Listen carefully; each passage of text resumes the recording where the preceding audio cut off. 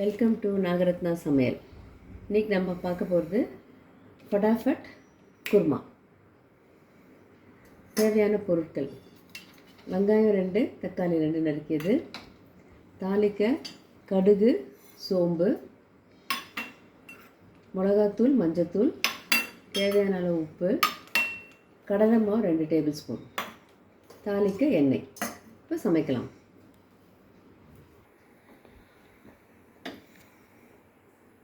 ஒரு டீஸ்பூன் எண்ணெய் விடுங்க. எண்ணெய் நல்லா இப்படி ஸ்ப்ரெட் பண்ணி விட்டுருங்க. காஞ்சிடுச்சு. கடுகு சோம்பும் போட்டுடலாம். அதை ஸ்ப்ரெட் பண்ணி விட்டுருங்க. கடுகு வெடிச்ச பின்னாடி நம்ம வெங்காயம் தக்காளி போடலாம். ஒரு 2 மினிட்ஸு வெங்காயம் தக்காளி வதங்கிட்டோம். அதுக்கப்புறம் நம்ம எல்லாம் போட்டுடலாம். கடுகு வெடிச்சுட்டு இருக்கு. வெடிக்கிற சத்தமே கேட்குது நல்லா. இதுக்கு பட்டை லவங்கம் எதுவுமே கிடையாது. ஒன்லி சோம்பு அண்ட் கடுகு. ஈஸி குருமா இது.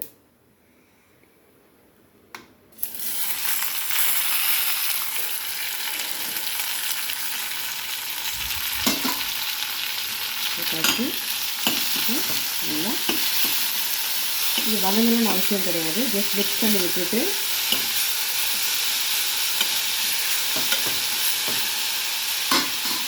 அவ்வளோதான். மிளகாத்தூள், மஞ்சத்தூள் போட்டுருங்க. உப்பு தேவையான அளவு, தண்ணி ஒரு 2 டம்ளர் விடுங்க.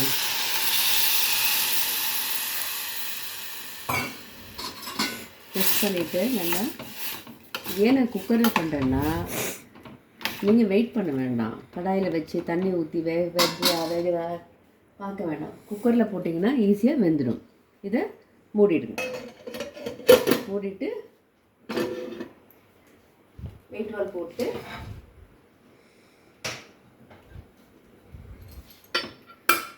ஜஸ்ட் 2 விசில் முடிஞ்சு போச்சு.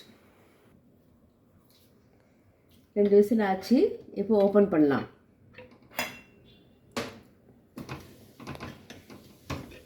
Wow, kurma ready.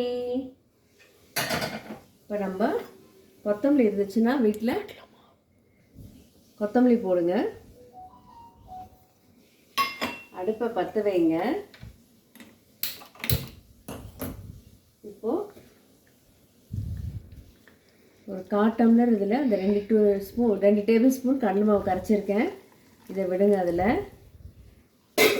நிறைய பேர் தேங்காய் வேணான்றவங்க கடலை மாவு சாப்பிட்லாம். தேங்காய் உங்களுக்கு கொலஸ்ட்ரால் அது இதுன்னு சொன்னால் கடலை மாவு கொஞ்சம் போட்டு பண்ணுங்கள். அந்த திக்னஸ்க்காக தான் நம்ம போடுறது. ஸோ கடலை மாவு போட்டாலே பாருங்கள் திக்காகிடுச்சு. அவ்வளோதான், குருமா ரெடி. குருமா ரெடி. இது இப்போ நம்ம any tiffin item, idli, dosa, chapati, puri, anything you can have it and relish it.